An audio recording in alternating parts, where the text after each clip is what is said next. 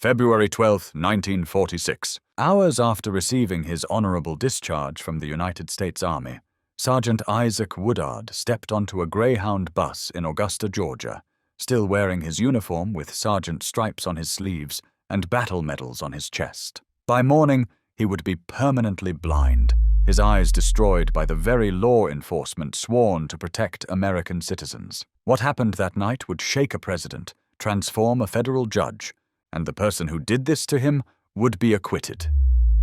Isaac Woodard, Jr. was born on March 18, 1919, on a sharecropper's farm in Fairfield County, South Carolina. He was one of 9 children born to Sarah and Isaac Woodard, Sr., a family that existed on the lowest rung of what was essentially a feudal society in the Jim Crow South. The Woodards were landless, working fields that belonged to white landowners, struggling simply to subsist. Young Isaac worked in those fields, missing school so often that his formal education ended at age 11, after just the 5th grade. At 15, he left home altogether, seeking something better than the limited opportunities available to black residents of rural South Carolina. On October 14, 1942, at age 23, Woodard enlisted in the United States Army at Fort Jackson, South Carolina. After basic training in Bainbridge, Georgia, he was assigned to the 429th Port Battalion, a segregated combat support unit. In October 1944, his battalion shipped out for New Guinea, where Woodard would serve as a longshoreman in one of the most brutal campaigns of the Pacific War. The New Guinea campaign was a multi-year battle as Allied forces, primarily Australians and Americans, fought to recapture the island from a deeply entrenched Japanese army. The fighting was among the most arduous and intense of the entire war.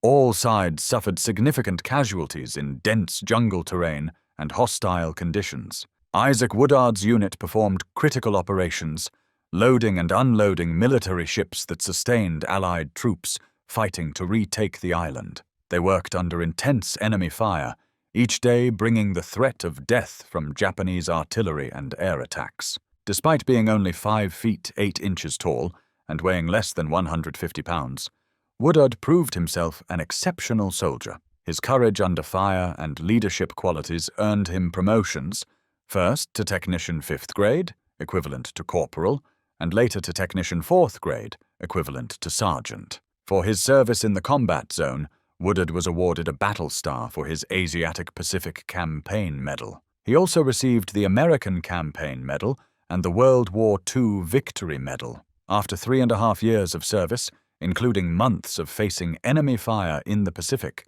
Woodard had earned an honorable discharge. On January 15, 1946, Woodard arrived in New York by troop ship from Manila. He was transported by a troop train to Camp Gordon, Georgia, where on February 12th, he officially received his honorable discharge. That same evening, Woodard boarded a Greyhound bus heading to Winnsboro, South Carolina, where he planned to reunite with his wife, Rosa, before traveling together to New York to visit his parents, who had moved to the Bronx during his deployment. The bus was filled with recently discharged soldiers, still in uniform, most discharged just hours earlier from Camp Gordon. Black and white soldiers mixed and socialized as the bus traveled through the darkness, passing through small South Carolina towns. The atmosphere was jovial, men heading home after years of war. About an hour into the journey, at a rest stop just outside Augusta, Woodard asked the bus driver if there was time for him to use the restroom.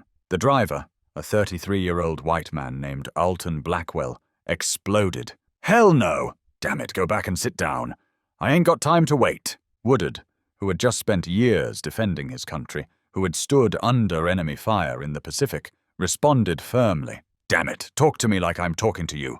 I am a man just like you." After a tense moment, the driver relented. "Go ahead then, and hurry back." Woodard used the restroom and returned to his seat. The bus departed without further incident, or so it seemed. But Alton Blackwell was furious. The perceived disrespect from a black soldier, especially one who had demanded to be spoken to like a man, had enraged him. As the bus continued through the South Carolina night, Blackwell made a decision. At the next stop in the small town of Batesburg, near Aiken, He pulled over and got off the bus. Despite the fact that Woodard had caused no further disruption and had simply returned to his seat, Blackwell sought out the local police. He found Batesburg's police chief, Linwood Lanier Shirl, and told him that a passenger was drunk and disorderly, causing problems on the bus. When Shirl arrived at the bus with several other officers, Blackwell pointed out Woodard. "Get off the bus," Shirl ordered. Woodard complied.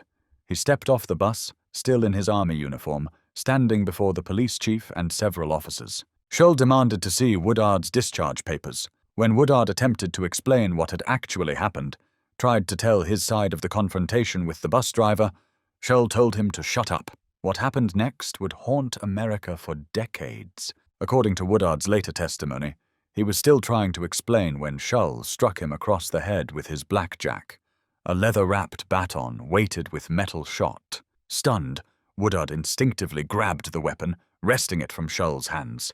Immediately, another officer drew his pistol and ordered Woodard to drop the blackjack or be shot. Woodard dropped it.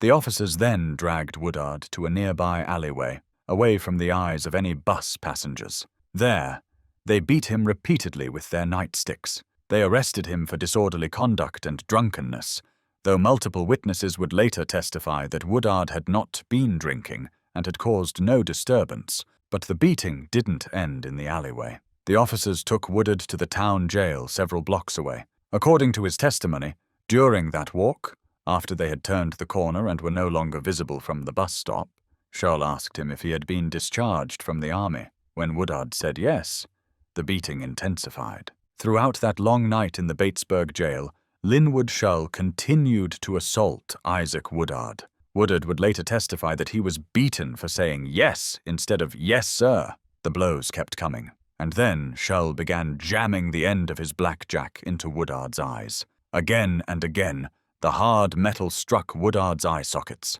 At one point, Shirl struck with such violence that the blackjack broke. The attack ruptured both of Woodard's eyes in their sockets. Newspaper accounts would later describe his eyes as having been gouged out, though medical records would show that each eyeball was irreparably ruptured while still in the socket. The result was the same. Isaac Woodard, who had survived years of combat in the Pacific, was now completely and permanently blind. Woodard was left unconscious on the floor of the jail overnight, receiving no medical attention. He also developed partial amnesia from the head trauma. The next morning, still in his army uniform and still blind, Woodard was led by police to the local city court. The judge found him guilty of drunk and disorderly conduct and fined him $50. When Woodard requested medical assistance, his plea was ignored. For 2 more days, Isaac Woodard received no medical care. He didn't know where he was. The amnesia left him confused and disoriented. 3 days after the beating, a doctor was finally sent to examine him. By then, not knowing his location and still suffering from memory loss, Woodard had been transferred to a hospital in Aiken, South Carolina, where he received substandard medical care. It took 3 weeks before Woodard's family discovered what had happened to him. He had been reported missing. When his sisters finally tracked him down, they found him in that Aiken hospital, blind and traumatized. They transported him to an army hospital in Spartanburg, South Carolina, where military doctors delivered devastating news. Both eyes were damaged beyond any hope of repair. Isaac Woodard, at 27 years old,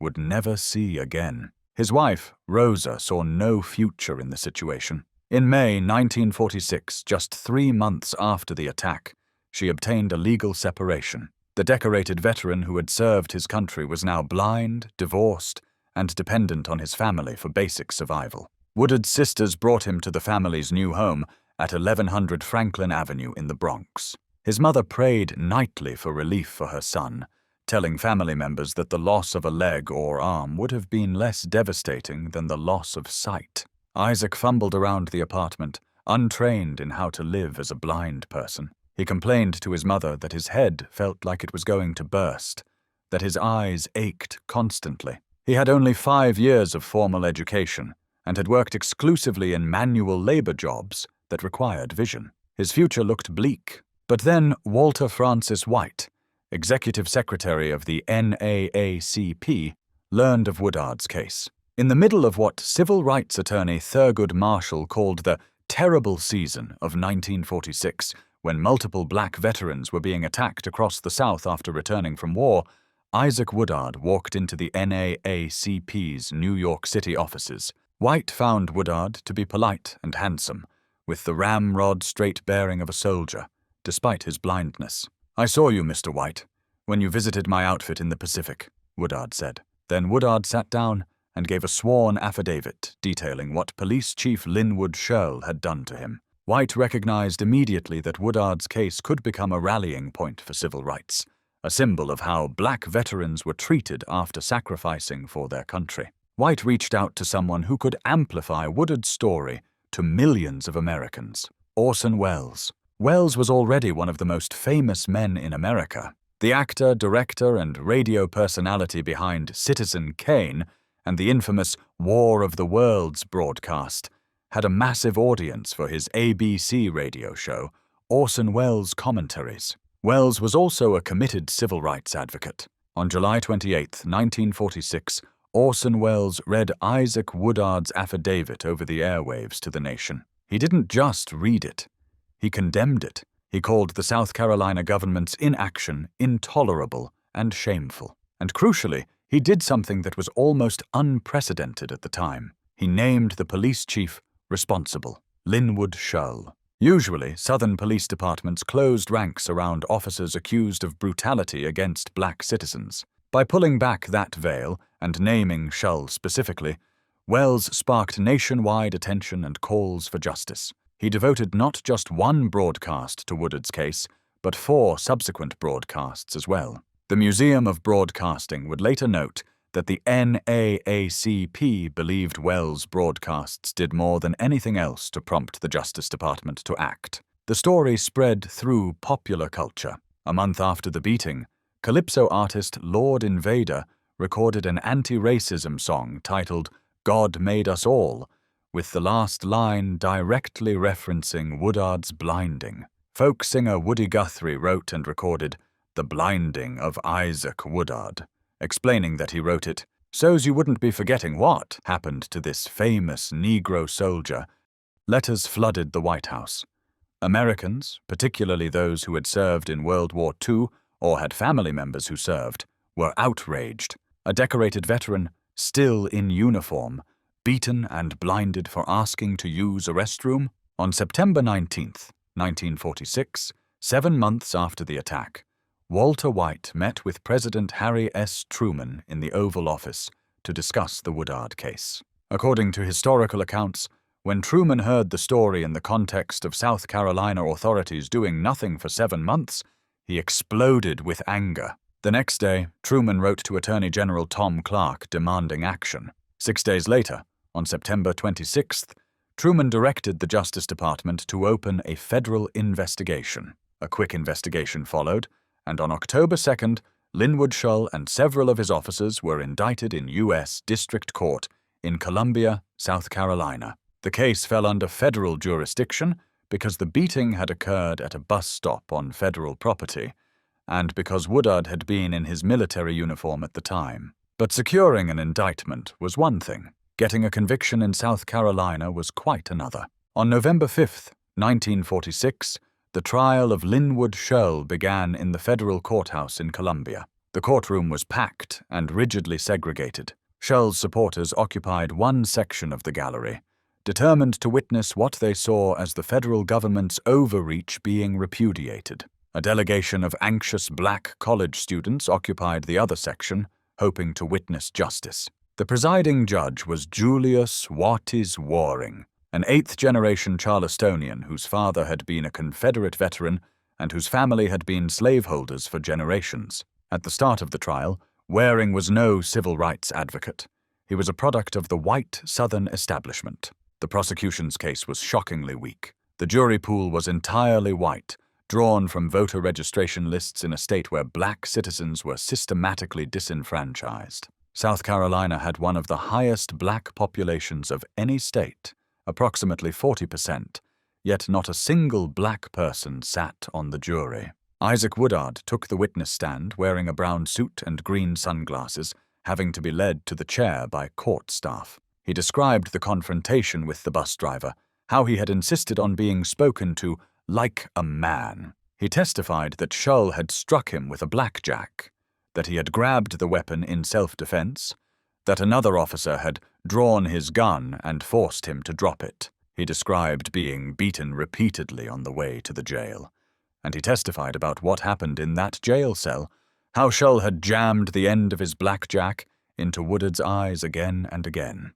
The government finished presenting its case in just 1 hour and 25 minutes. They didn't call witnesses who had seen the attack. They didn't present evidence about Chief Shull's documented history of violence against black citizens in Batesburg.